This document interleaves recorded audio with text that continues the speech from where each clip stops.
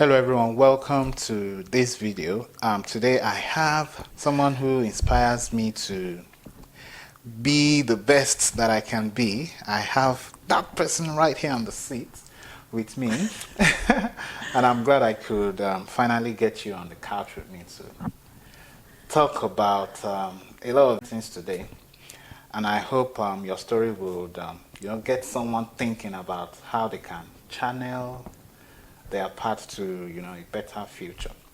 So, ladies and gentlemen, my wife, Christianah, best lady. Ocho. Thank you so much for having me. About inspiring, I don't know. Seriously, it inspires me, and we had wanted to do this for some time now, but thank God for this holiday that we can finally have time. Absolutely. To make this video together. All right. So let's start from now. So what do you do? Of course, I know this, but I would be asking you this so our viewers can know what you do exactly and your educational path here in the US. Okay. I will start from what I do right now. Okay.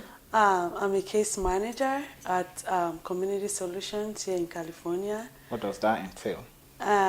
We work with people that have difficulties with just going through life, those that have mental health issues. Mm-hmm. In short, we are social workers. Social work. Yeah, so we just help them navigate life, get resources in the community that can help them, you know, and we just manage their case. So Community Solutions here in California, right? Yeah. Great. So I said inspiring because you did a number of things to get here. Okay. I know about some of them, but you would have to explain them to us. So one of the first things I know of is you started your career, in Nigeria, your educational journey in Nigeria, studying science, right? Science related STEM. So how did you find your way into non-STEM? Oh, that journey is very, very interesting. Huh? But I started off studying biochemistry in Nigeria and finishing... Where in Nigeria? It's a state university. Of course, like we went to the same school. And when I was done, unfortunately, maybe fortunately, I don't know, but it actually shaped my total journey. Like when I finished school, I finished with a third class. Okay. And I was so devastated. I never knew how to even pick myself up. But I just had to.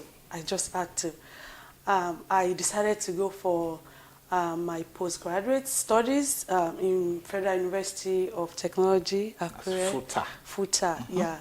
And then I had to sit up, like, for me, my journey, the way my journey went, I don't blame anybody for it. Having third class, I would say it's totally my own fault, because most times, okay. People blame lecturers, but I would just think about others that have 2-1 in the same department. Some people are 2-2 at least, but having third class, I would say it's a total package of a lot of things, but it still boils down to my personal faults. I lost my mom. I think you are being harsh on yourself. No.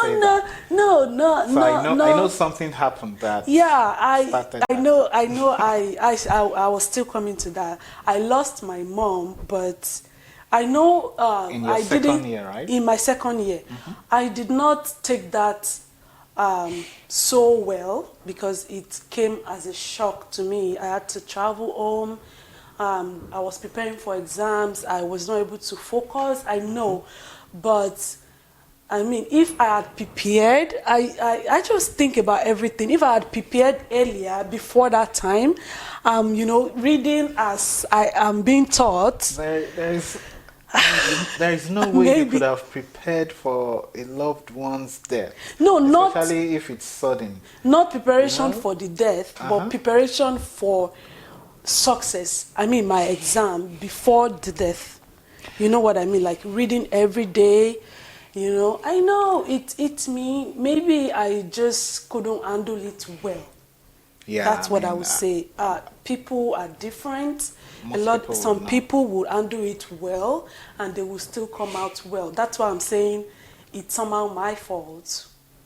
You know, maybe my personality cannot handle that kind of shock, which is absolutely, you know, understandably. You know? I mean, I understand the environment we studied, you know, Ekiti State University in biochemistry department. Anyone that knows that department very well knows that it's an unforgiving environment. Yeah. You know, it's unlike here where, you know, if you can't maybe go through a semester, you can maybe defer, or even if you fail some courses, you can take them again, and if you pass them, those courses will be removed from your overall transcript, so they won't really affect your overall GPA. But it's not like that, you know, in X. So they don't care if anything bad happens, whatever happens, you know, you still have to sit for the exams. And so I can say it's an unforgiving environment, and that loss particularly, I don't think anyone could have made. I mean, I probably wouldn't have done better if I was in that shoe. So bottom line is, you had a third class, and there is a reason for that. I would want us to put that on. I mean, you are being too harsh on yourself. You think you could have done better. Maybe. If you say so. If you say so, because in a normal working environment, I would have skipped that semester. Yeah, if that makes sense. I would have skipped just for me to, you know, get myself together and be able to just, you know, forge ahead. But there was no opportunity for that, so I had to just, you know, continue and just figure it out somehow. So yeah. That's great. So we've established that you finished with a bachelor's, with a third class, then you went to FUTA for your postgraduate diploma. So tell us how that ended. Oh my gosh, like, my experience in FUTA is just so amazing. You know, I met lecturers that want your success, if I would say that. They are so, I mean, they understand what it entails to deliver. And then I was not ready to take any more chances. As they were delivering, I was grabbing it, you know. And then I was so settled just to, you know, I was in a good place to study. And concerning the learning environment is quite different, and the teaching, it's different. Like if you go to a federal school, a state school, you will see a lot of difference. I'm seeing some subtle slight on EXU now, please. I know FUTA is awesome, but EXU too is, please. So enough of the praise. So how did that end? FUTA was great to me. So what did you have? And I had a 2-1. Good. So you proved that your third class was not your actual ability, right? By doing that diploma and having a significantly better score. So would you say that was very important for, you know, what happened after when it comes to your master's in the US? It's a turning point for me. Right. And, you know, with my 2-1, I was confident enough to, you know, start the journey into my master's program here in the United States. I just started preparing for my exams, for the TOEFL, for the GRE. I just wanted to, you know, make that difference for myself. Good. I put in a lot of work, even studying for the GRE and TOEFL. I was not ready to, you know, go through what I went through, having a third class. Right. I was so down. So I was ready to just keep going and just scale through all those exams in great scores that will earn me a master's degree here in the United States. So. Hi folks, Dr. Ojo here. Please pardon the interruption. I quickly want to share this training we created on how to plan for the NIW green card as a student or postdoc. This is how I sponsored myself and family for permanent residency in the United States as a student. So I developed this training to teach you how to do this without the help of any employer and without the need to marry a citizen. Okay, so I also teach you how to confidently prepare all your documents, and we refer you to our preferred lawyers who will do an outstanding job on your case and represent you at an all-time low fee. I've already done the negotiation with them. Okay, so if you are a student or a postdoc, or if you know anyone who is a student or postdoc in the US, please tell them about this. Okay, the link to this training will be in the description below, and also in the comments section below this video. Thank you, and enjoy the rest of the video. So thank God for the opportunity. That's great. So the lesson there is, third class, but you did better with your PGD. Yes. And you still had to take TOEFL and Absolutely. GRE, Absolutely. and you had to pass them, right? Yeah. Before you could qualify for that admission, and you were funded too, yes, right? Yes. With graduate teaching assistant? Yes. Assistantship, right? Yes. So I hope people viewing this can understand how you can, repackage. Let me put it that way. So you repackage yourself to qualify for some of these opportunities in the US. So now this is what was interesting. You had your bachelor's in biochemistry and your postgraduate diploma also in biochemistry, right? Yes. Clinical biochemistry. Then you switched for your master's. You switched to what? Human development and family science. So you did human development and family science. Was there any skepticism on the part of the admissions committee on your background and before you could be admitted? What were the things you had to do? Was there any other thing that you did? I would say it was really a smooth one because I was still in a science related. It's social science, but at the end of the day, we still need a bit of basic science knowledge, right? Because now I work with people with mental health issues, and that useful. It was still useful, and that was just like a little bit smooth. Generally, the truth is generally it's easier for STEM folks to move to non-STEM degrees. Yes. Than the other way around. Yes. It's very difficult for non-STEM to move into STEM. Now, I remembered that you wanted to do some, you specialized in gerontology during your master's, yes, right? Your yes. research, and you've had your eye on that before admission, right? Yes. So what did you do? You did some volunteering.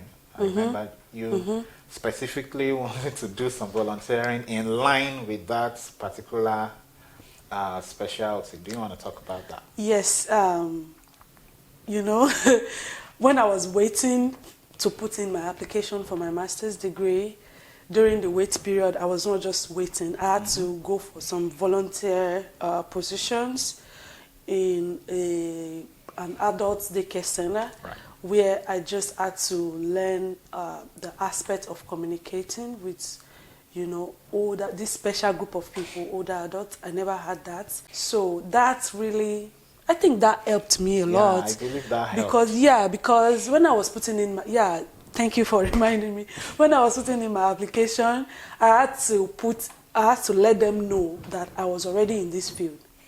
You've already I had also number of hours volunteering exactly, with these people. I think that was how you did it. Yes. That aspect of getting a base for yourself, it can be very important. If you don't have the opportunity, it's fine. It's okay. You can just, go forward and just present all your good grades. Those grades are important. your referees, you know. Yeah, references are important. Your referees had to like put in the references in, you know, in a great shape, and Right. you know. So the lesson there is, if you can find a way to volunteer in that area, even if you are changing fields, or even if you don't have a low GPA, if you can find a way to volunteer in that area of specialty, and in your SOP, in your statement of purpose or personal statement, you want to talk about that volunteer opportunity. Yes. You know, I've had over 500 hours of volunteering with older adults. Yeah. You know, as in your case, because you were going into a gerontology major, right? Yes. Which is the science of aging. Exactly. Right. So now you graduated, and you got a job in here in California as a case manager. Yes. How did that go? Like, all the interview process, was there any concern when it comes to your background? Because I know they would ask for your transcripts and all that stuff. Yeah, I would say it was not like a major hassle. I went through a series of interviews. Right. At some point, I was thinking it's taking too much time. But, you know, seeing my undergrad that doesn't really smoothing into what I'm doing now, what I had in my master's, they had some concerns, which I had to, you know, explain myself and just make myself clear enough. During the interview, during the interview, they asked why I'm going into, you know, why I had to switch. Yeah, they asked why I had to switch. What's motivating me? Why? You know, what exactly do I want to gain? What's your you know, what's my prospect, future prospects, and what am I working towards? And you know, whatever that fuels my passion. You know, they wanted to know more about me. Why and do you about, want to do this? Like, I mean, you have a great background in the sciences. Why do you want to chase a career in social sciences? Right? Yeah, they needed to know. So I just had to, you know, explain to them, like, I have passion just to help people. And you can demonstrate it, not just having passion. Yeah. You can demonstrate your passion based on the kind of research you did during your master's, your volunteer experience. My volunteer experiences. And, you know, it's just explaining yourself and showing all that you have had to put in. Evidences before you want to move ahead into that kind of position. And I realized that I love to talk. You know, I love to talk. My husband knows that I'm always talking the hell out of him. Like, I love to talk. I was like, okay, this is just meant for me, right? It's perfect for my kind of person. Right. Instead of being in the lab like me and chasing. No, I just saw that in me. I can't cope with being in the basic science field. I just wondered, what did I even go You're missing a to lot, do there in the first place? Like, why did I go into basic science? Like, should come back. This is just this is just what I want to do. Like, talking with people, making relationships, you know, building some trusts in people, and just, you know, when they trust you, they want to work with you. You want to work with them, make people's lives better, and just, you know, helping people navigate through life and difficulties that has to come with life. So, I mean it's amazing what I do, and I'm so happy to be in this position today to just talk about it. That's some important work. I mean, working with humans is I think it's the greatest form of science that anybody can do. Even for us that are, you know, we work in the lab, one of the basic questions that we still ask ourselves at the end of the day is, how will this help translate into you know, helping humans outside our bench, right? So yeah, you're doing some important work, and I know you're enjoying it. So, yes. So I will just keep that under wraps. But anyways, thank you for sharing that important story with us. You're welcome. And like I said, you inspire me a lot. I know I say this off camera, but I'll say it on camera. You inspire me a lot. I'm so proud of your journey. You know, Yeah, it's not easy. What you've done, I know the sleepless nights of studying hard during your diploma to, you know, make sure you can prove that this third class was that's not my ability. You know, I have to show that I'm better than this. And you did it. You made it. You had thank you. You had tremendous GPA, which helped smoothen the path to getting your master's. So I hope people watching and struggling with issues of low GPA when it comes to scholarships or admission. If you want to come to the US, so this is an example. Yes. She's a living example of how you can navigate your career, maybe change a little bit or try to improve your scores. Take those tests, your TOEFL or GRE, please just take them. Those are some of the proofs that you can show the committee that, you know, I'm better than my GPA. Okay, so people want to see, people are ready to invest in people that you know, it doesn't really matter if you've gone through some stuff, but if you can show that, you know, you've improved.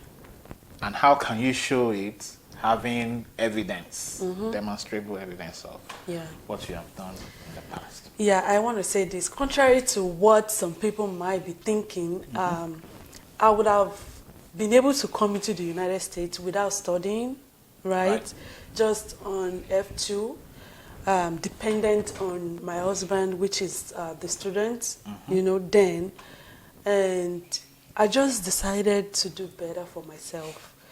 I was already, when my husband was here in the United States studying for his master's, I was already having my own postgraduate diploma. You know, diploma. We could have moved then, right? And just say you want to depend, you want to just... Absolutely. Like, I could have moved... on F2 visa. Yes, I could have moved with my third class, but I was not just ready to move with that kind of degree. It's not going to hand me anything here. Right. So I had to stay back. Just being apart, just to make something better for myself, you know. Depending on somebody has never been my thing. So I just wanted to do better, have a better grade, and nobody is going to have an excuse not to give me what I'm demanding for and I deserve. So that was what we did. You have to be able to see for yourself and work towards your goal. Without being in a haste to do anything. Just be calm and just follow your passion step by step, not jumping anything. That's why I said you inspire me, because I know it took a lot of sacrifice. Of course, on my part too, I'm going to beat myself up on that. But anyway, so we had to stay apart for like 3.5 years before we could move to the United States together. Yes. So that's part of the sacrifice we had to make as a couple. But we'll talk about all those ones later, you know, those sacrifices. This is just about low GPA and how you can navigate that. But we'll talk about long distance thing later, right? Yes. As scholars. Yes. For those who are thinking of getting married before coming here or something. But that's one of the videos we should make sometime. Deal? Yes. Deal? Deal. All right. Anyways, thank you for coming here, and thank you. Very grateful to have you by my side forever. Thank you for having me. All right. So that's it for this video. If you enjoyed it, please subscribe to the channel. Please, it's important that you like the video, because that's how YouTube knows that this is something good that they can show to other people. So please like the video. And don't forget to follow us on all social media platforms, Best Man Academy. And we will bring you more fun stuff in future. Yes. I'm Dr. Ojo and my beautiful wife, Christianah. And we'll see you in the next video. Peace. Bye.